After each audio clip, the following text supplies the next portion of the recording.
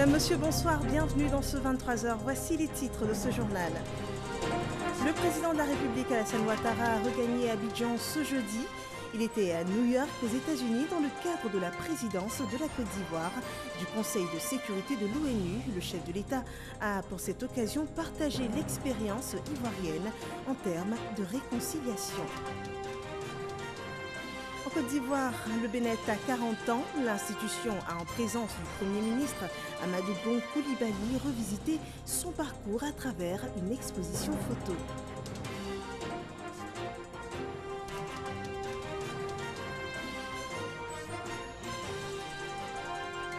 Et puis dans le domaine de la santé, la fondation Children of Africa a organisé une vaste campagne de vaccination dans le district d'Abidjan. Des milliers d'enfants ont reçu le vaccin contre la fièvre typhoïde. Ouvrons ce journal avec la présidence de la Côte d'Ivoire du Conseil de sécurité de l'ONU. Le président de la République, Alassane Ouattara, a regagné Abidjan en début de matinée ce jeudi. Il était, rappelons-le, à New York, aux États-Unis, dans le cadre de la présidence de la Côte d'Ivoire du Conseil de sécurité de l'ONU.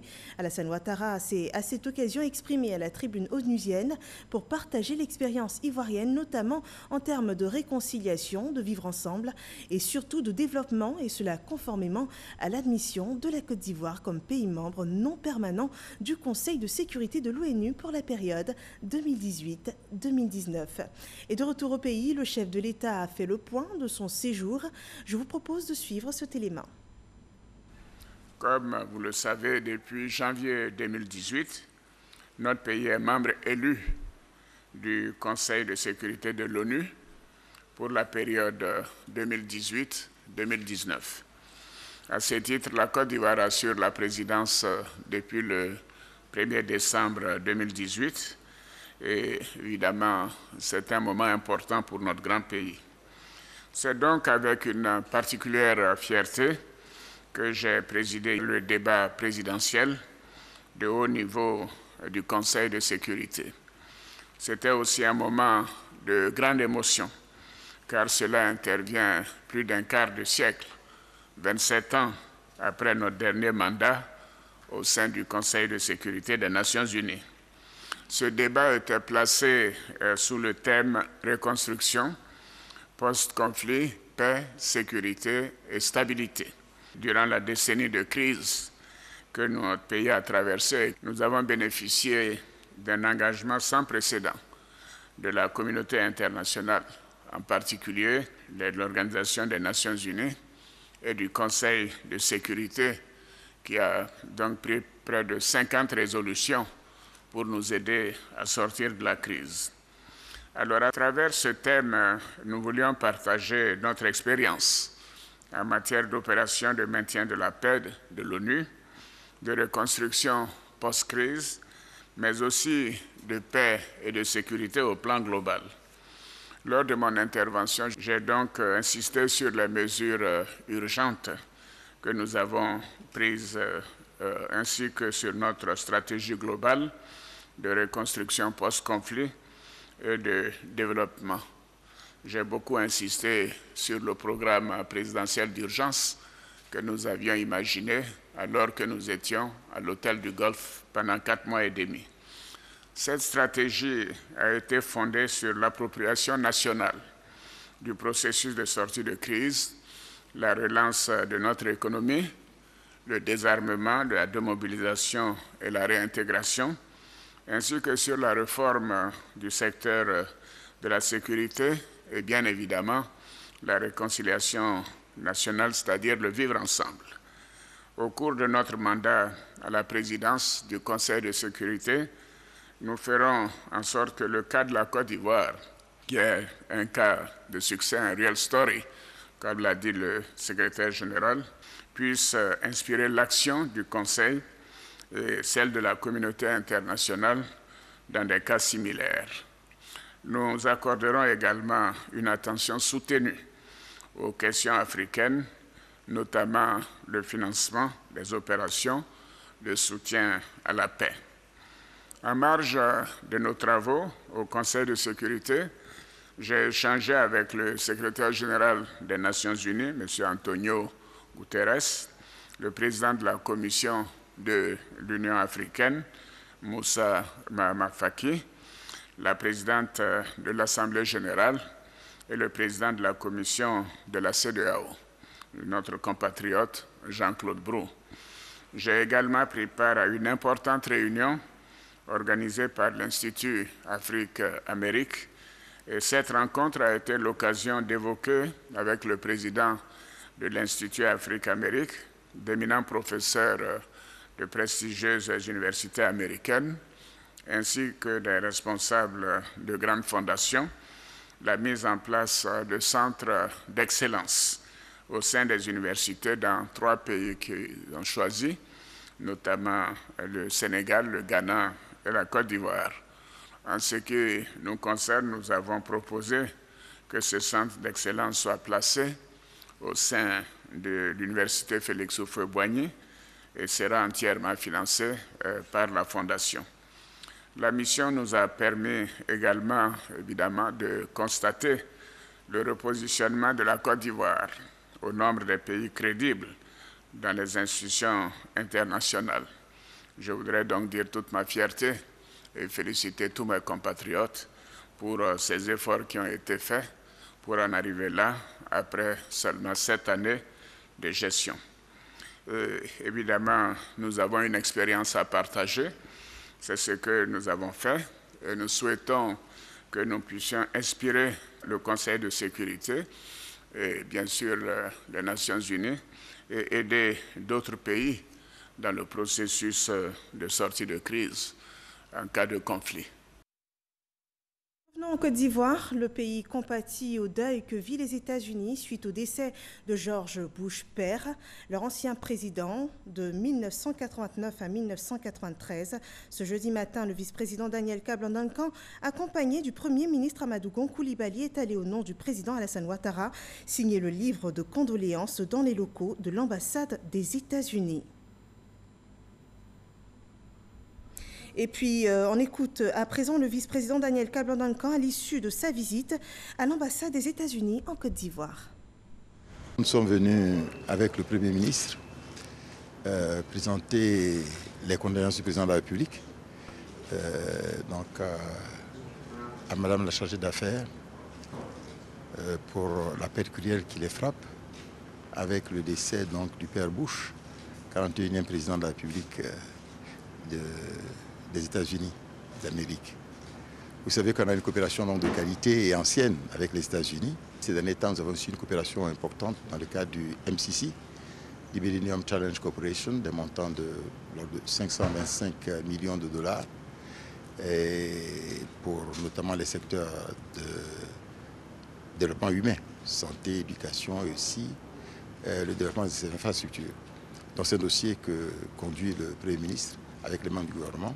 Donc, à une coopération de qualité, nous devons vraiment venir encore exprimer à nouveau nos condoléances les plus attristées de la part du président de la République. Et toujours en Côte d'Ivoire, le BNET, Bureau national d'études techniques et de développement, existe maintenant depuis 40 ans. Créé par le président Félix Houphouët-Boigny, sa mission est de permettre au pays de se doter d'infrastructures dans tous les domaines du développement.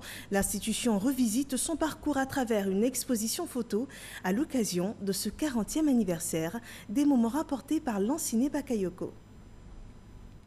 D'Antoine Césareo Akinapara Coulibaly, de la direction du contrôle des grands travaux au Bureau national d'études techniques et de développement, BNET. Une aventure de 40 années, bâtie à travers des ponts, des barrages, des hôpitaux, des lieux de culte aux dimensions imposantes, où prouesses techniques et humaines s'illustrent. En témoigne, pour ne citer que cela, le pont d'Alépé, la route à Boisseau-Noé, les tours administratives du plateau, le projet Soja, les grandes écoles de Yamoussoukro, la basilique Notre-Dame de la Paix de Yamoussoukro, la mosquée de la Rivière à Golfe, le CHU de Yopougon, le lycée professionnel de San Pedro, la centrale thermique d'Azito, les travaux de réhabilitation de l'aéroport Félix Houphouët-Boigny d'Abidjan. Des réalisations qui ont marqué l'histoire de la Côte d'Ivoire moderne, modèle de réussite et locomotive de la sous-région. Des réalisations qui s'exportent et façonnent également les terres africaines. Depuis 2004, le BNET est aussi une expertise en Afrique. J'en veux pour preuve la centrale thermique de Maria-Gleta au Bénin, la cathédrale de Mongomo en Guinée équatoriale ou la route de Baoro-Bois en Centrafrique. Il a participé à asseoir la réputation de ce pôle d'expertise de haut niveau. Il y a près d'un quart de siècle, le Premier ministre Amadou Gon Coulibaly a parcouru toutes les allées du Bureau national d'études techniques et de développement. À travers ce vernissage, cette exposition photo, il a pu revivre ce passé glorieux, des moments d'émotion. C'est avec beaucoup de joie que je me retrouve au BNET. Je voudrais adresser tout d'abord mes félicitations au directeur général qui tient bien donc la maison et qui continue de faire en sorte que des objectifs importants qui ont été assignés au BNET lors de sa création en tant que direction et contrôle des grands travaux soient tenus.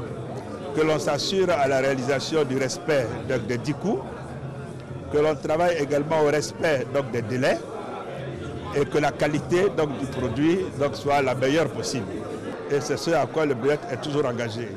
Des reconnaissances qui appellent à ouvrir des perspectives encore plus belles sur les chantiers conçus pour poursuivre le rayonnement économique et infrastructurel de la Côte d'Ivoire. Et ce jeudi, à Abidjan, s'est ouvert le 9e Forum africain sur la poste. L'événement réunit 300 acteurs postaux issus de 35 pays du monde.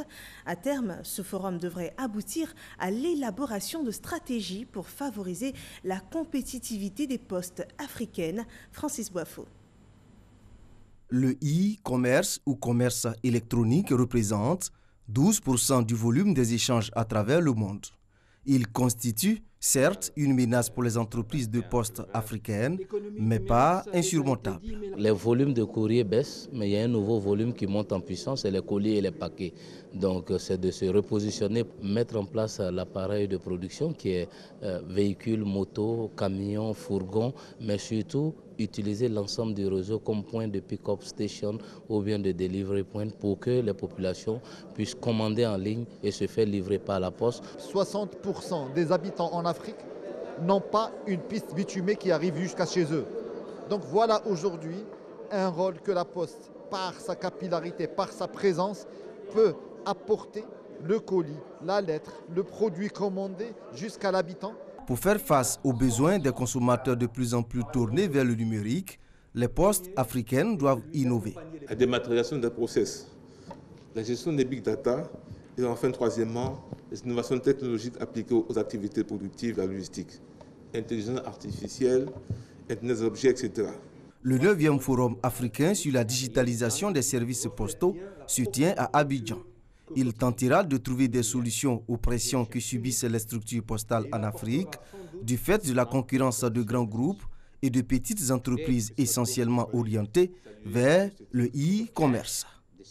Dans le domaine de la santé, la fondation Children of Africa vaccine les enfants du district d'Abidjan. Des milliers d'enfants ont reçu chacun une dose de vaccination contre la fièvre typhoïde. Mahama Traoré. Les enfants âgés de 3 à 15 ans étaient concernés par cette campagne de vaccination gratuite contre la fièvre typhoïde. Lancée par la première dame Dominique Ouattara le 23 novembre dernier dans la commune d'Atekoubé, la campagne a aussi sillonné les communes de Yopougon, de Cocody et d'Abobo. Très commun de ces 4 communes, elles ont toutes été touchées par les inondations survenues en juin dernier lors des pluies diluviennes. Du quartier Mosikro dans la commune d'Atekoubé au village d'Abobo-Baoulé, en passant par Kosiouin et Jesco dans la commune de Yopougon, les équipes médicales de la fondation Children of Africa ont rencontré une forte mobilisation des enfants. Merci à Madame Ouattara de m'avoir vacciné gratuitement. Merci Maman Dominique car j'ai été vaccinée gratuitement contre la fièvre typhoïde. Je voudrais qu'elle continue toujours dans ce sens et qu'elle multiplie ses actions. En plus d'injecter gratuitement des doses de vaccins, les équipes médicales de la fondation Children of Africa ont aussi sensibilisé les parents sur les dangers liés aux maladies des mains sales. Les parents doivent apprendre les mesures d'hygiène aux enfants quand ils arrivent à la maison. Leur demander de se laver les mains. Apprendre aux enfants à se laver les mains avant de manger. apprendre aux enfants à laver les fruits avant de manger, apprendre aux enfants à se laver les mains après les toilettes. Notons que plus de 10 000 enfants ont été vaccinés gratuitement contre la fièvre typhoïde lors de cette campagne.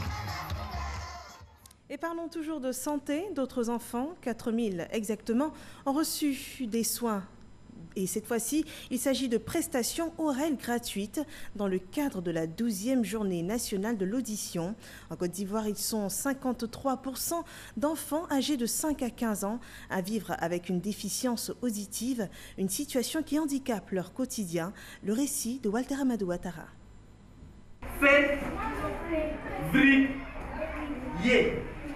Février. École régionale de Trècheville. Dans cette classe de CE1, le maître rencontre des difficultés dans la communication avec ses écoliers. Luz Brou avoue qu'elle a des soucis pour entendre le contenu des cours. Souvent, quand le maître parle, il n'entend pas bien. Ça fait que je ne travaille pas bien en classe. Ça fait perdre le temps, en ce sens que pour quelques élèves, tu es obligé de prendre tout le temps, leur expliquer pour qu'ils puissent bien comprendre afin qu'ils soient au même niveau que les autres. Selon une enquête, 5% des enfants âgés de 5 à 15 ans présentent un handicap. La déficience auditive vient en tête des handicaps avec un taux de 53% contre 22,6% pour la malvoyance. L'audition est un facteur important dans le transfert du savoir. C'est pourquoi la situation préoccupe la Société d'auto-rhino-laryngologie SIORL. Relativement à la 12e édition des Journées nationales de l'audition, la SIORL mène des actions gratuites de dépistage, de consultation et de lavage des oreilles. Ce test s'appelle l'acumétrie. Il consiste à faire vibrer cet instrument qu'on appelle le diapason et on approche au niveau de l'oreille du patient et ce diapason vibre. Et quand le patient entend, il nous signale qu'il entend. Quand il n'entend pas aussi, il nous signale qu'il n'entend pas. Et en fonction du résultat, on pourra savoir s'il y a un problème d'audition ou pas. Un accouchement à domicile, par exemple, dans des mauvaises conditions, peut entraîner une souffrance cérébrale et une surdité. Chez les enfants, ils mettent n'importe quoi dans les oreilles. Ils peuvent même se percer le tympan. Donc une perforation du tympan, on va être responsable d'une mauvaise audition. Quand on met des écouteurs avec une intensité sonore importante, cela également endommage l'oreille.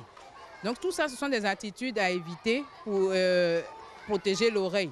Même les enfants qui reçoivent des gifles ou des coups sur l'oreille, tout ça contribue à endommager l'oreille et donc à créer un trouble de l'audition.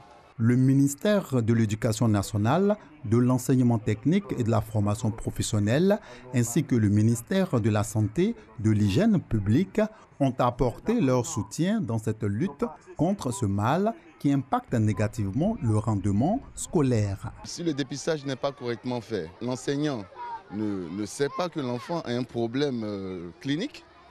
Bon, l'enfant peut avoir des problèmes au niveau de son rendement scolaire. Et ça peut avoir à la longue créer des problèmes d'abandon de scolarité. Et c'est justement ce que l'État de Côte d'Ivoire ne veut pas. Plus de 4000 écoliers ont pu bénéficier des actions de cette 12e édition des Journées nationales de l'audition. Journée internationale du volontariat. Ils sont plus d'1 milliard dans le monde à apporter assistance et aide à leurs prochains. Ces volontaires sont chaque 5 décembre célébrés pour leur engagement aux côtés de leur communauté. En Côte d'Ivoire, la cérémonie officielle s'est tenue à Bouaké ce jeudi 6 décembre et l'État ivoirien veut engager les jeunes à un volontariat solidaire. Soro Corona. Répondant à l'appel des communautés en cas de conflit et de catastrophe, ils prennent parfois des risques à sauver des vies et aider les autres à vivre dans un monde paisible sans rien attendre en retour. Les volontaires sont célébrés le 5 décembre de chaque année. En Côte d'Ivoire, c'est la ville de Bouaké qui a abrité la cérémonie officielle. Les jeunes se sont mis en organisation et ils ont commencé à se mettre au travail de façon volontaire afin de pouvoir aider la nation. Donc je peux rassurer ici qu'à Bouaké, les jeunes sont volontaires. Déjà, un programme national de volontariat mis en place en 2017. Ces acteurs sont engagés à un volontariat solidaire. Le volontariat en Côte d'Ivoire se porte extrêmement bien. Cependant, nous avons besoin d'encore amener nos jeunes à s'impliquer pour le volontariat.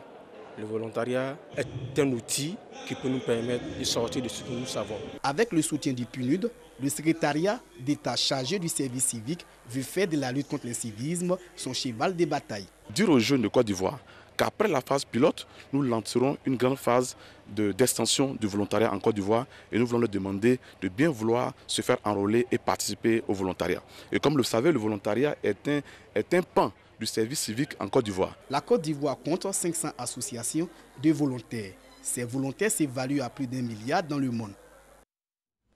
Gestion de l'environnement par la réglementation des métiers du bois, c'est l'objectif du programme de renforcement des capacités des opérateurs du bois. Ce programme a été présenté ce jour à Abidjan par les partenaires techniques et financiers impliqués dans la gouvernance forestière.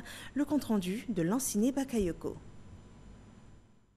Ce programme de formalisation des activités du bois devrait briser les circuits illégaux et favoriser la création de marchés rentables et transparents. L'objectif principal de ce programme-là, c'est d'arriver à une gouvernance forestière inclusive, participative, mais surtout avec la participation de tous les acteurs au niveau institutionnel, au niveau du secteur privé, du secteur informel, des bailleurs de fonds et tous aussi les amis de la Côte d'Ivoire. Pour assurer une meilleure traçabilité des produits du bois, les pouvoirs publics multiplient les initiatives. En 2015, nous avons réalisé des études avec le Centre international pour la recherche forestière pour caractériser notre marché national du bois. Et donc ces études-là ont permis d'identifier un certain nombre de défis qu'il faut relever pour que ce marché national du bois puisse véritablement rentrer dans la légalité. Également préoccupés par la promotion d'une économie forestière bien structurée, les bailleurs de fonds sont en plein dans la bataille.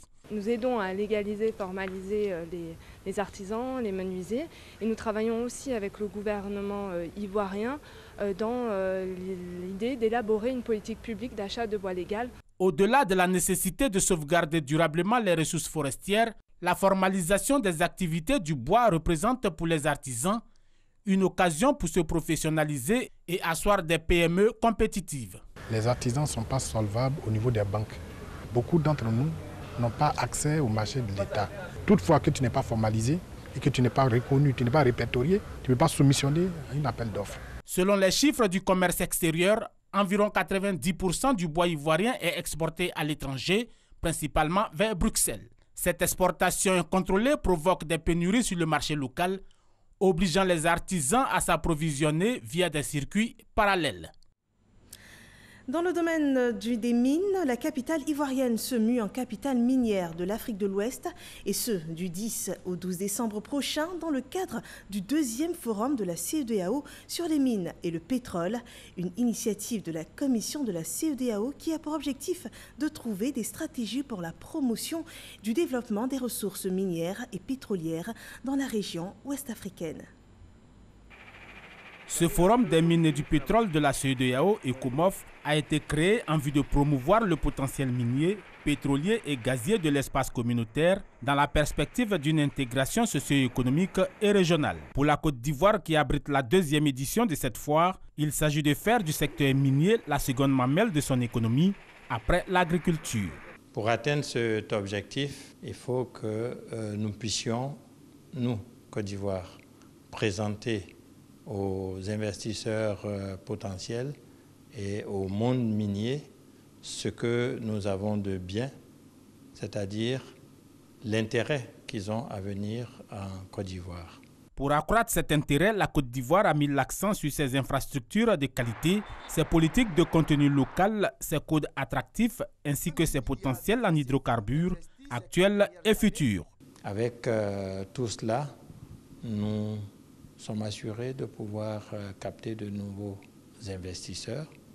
Nous sommes assurés que dans le cadre de ce forum-là, nous pourrons partager nos expériences avec celles des autres pays, notamment en matière d'orpaillage. Ce forum sera d'ailleurs l'occasion de présenter la brigade de lutte contre l'orpaillage clandestin, les chantiers écoles destinés à intéresser les Ivoiriens à l'activité minière. Au regard de la nécessité de renforcer les ressources humaines et pour combler le retard en matière de géologie, il est question également de mettre en place un laboratoire de géologie. Nous visons tous les pays qui sont déjà miniers, et qu'ils soient au niveau mondial ou qu'ils soient au niveau de l'Afrique.